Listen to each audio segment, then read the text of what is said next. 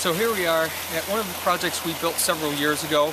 It was particularly fun for me because the customer gave us sort of a free, open, whatever we want to create for a water feature. They wanted the noise, as you can hear in the background, but not a typical waterfall. So what we did was we took the elements of the house and we turned them, used all of the same architectural elements from the house, from each of the pieces, the reclaimed brick, the cedar shutters, the exact stone, all of the different pieces, the railings and the banisters, and we tied that into the water feature, so it sits itself as a monument to the house. And I think that was a cool and fun feature for us because it was something very different from what we had done in the past.